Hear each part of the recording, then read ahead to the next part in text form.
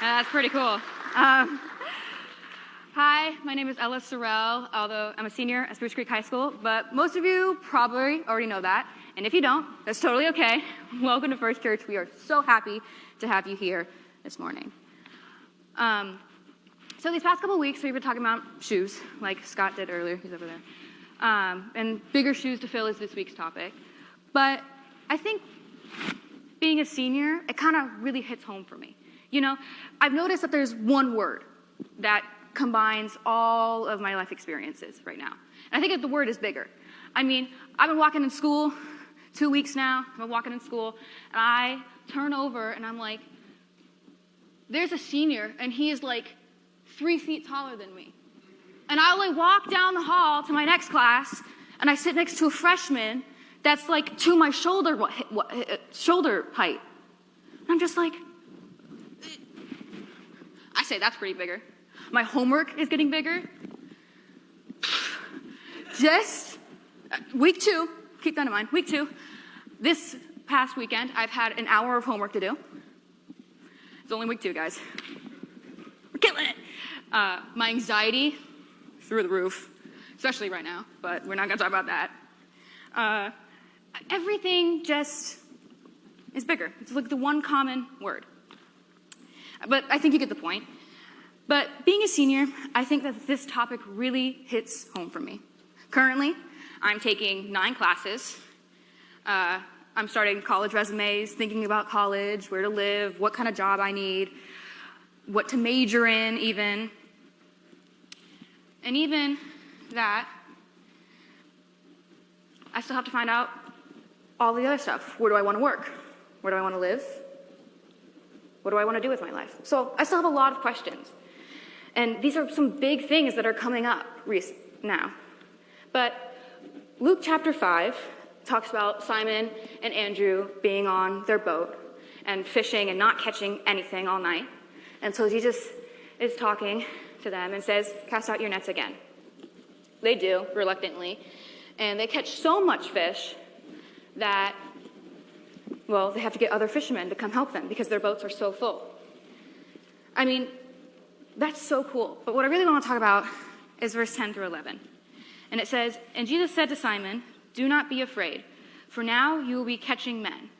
And when they had brought their boats to land, they left everything and followed him. Notice how the disciples, Simon and Andrew, didn't ask a question. They didn't doubt him. They just, bye, I'm following now. It amazes me. I mean, just to give up your business, your trade, your property, just because Jesus says you're going to be fishing for people. I mean, whatever that means. I don't know. But this is such a big step, just to follow God, no questions asked. You know, given the fact that I am the youth minister's daughter, I get to go on a lot of youth trips. Almost all of them, as you could probably tell from the video. And I'm so grateful for that, especially now, because I get to experience so many things. One of the camps in the video that you guys saw was Passion Camp. That one, it's so good, but we're not going to talk about that. But it's a huge conference that takes place right here in Daytona Beach at the Ocean Center, down on whatever that road is, I'm not going to ask. Again, still taking my driver's test, guys. But, I mean, people from all over are coming to this conference.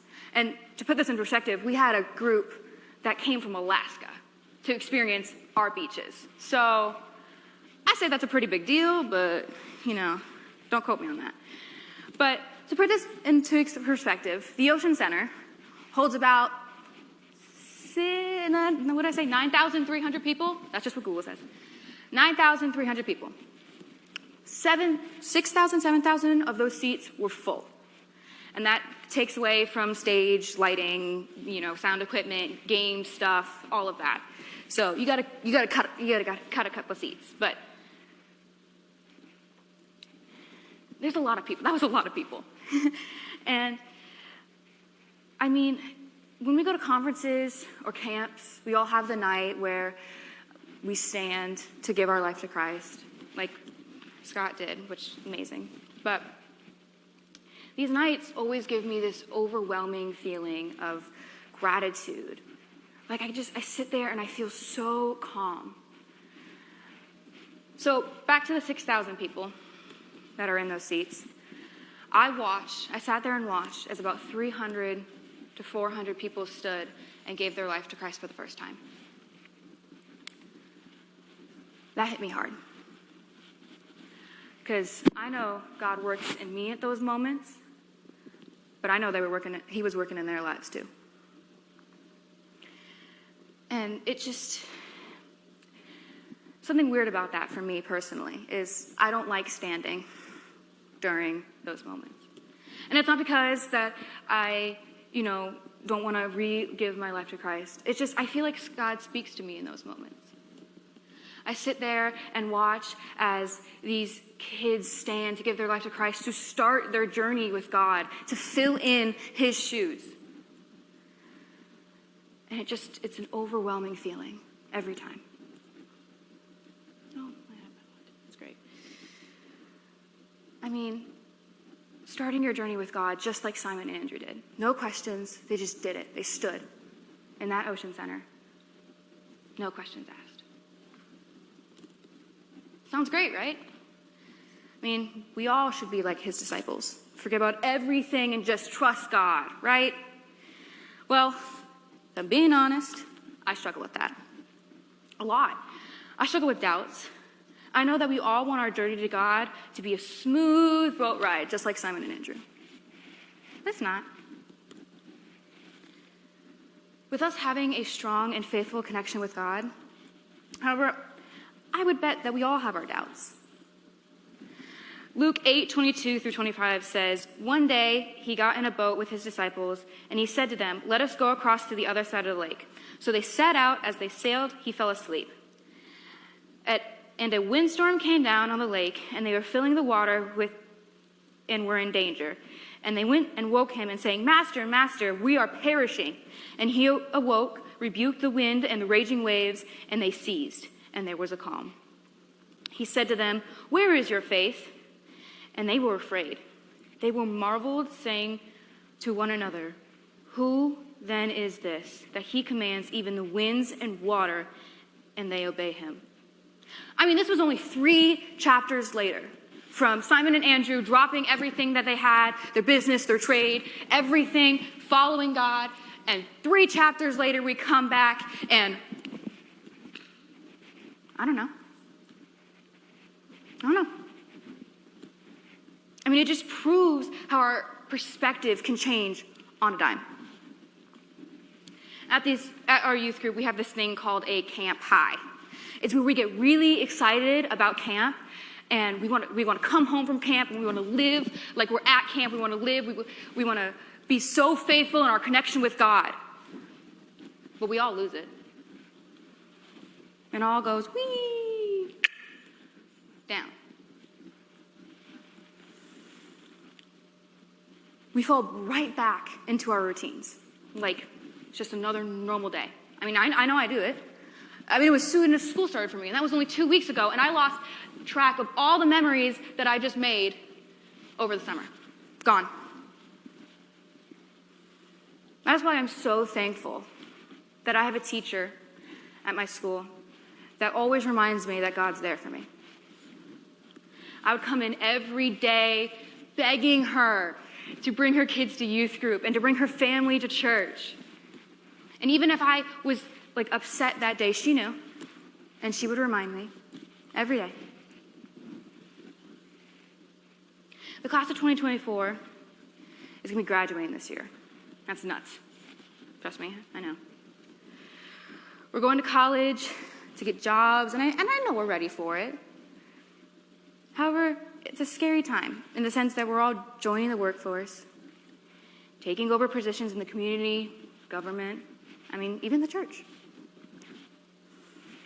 Luckily, I grew up in this church. All 13 years of my life. There we go. I had to do the math there for a second. That was not good. But I embraced so many families as my own. I see so many men and women that come into this church, and I immediately join them. And I know some of y'all, right there mostly. I apologize in advance if you wanted me or not. You got stuck with me anyway. But basically, I got a lot of siblings. The two I want to talk about today are Tate and Jordan.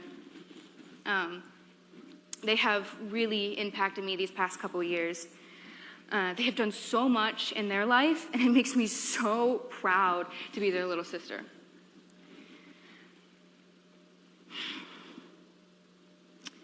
But they have helped me in so many experiences in my faith. I feel like we all need that confidence moving forward.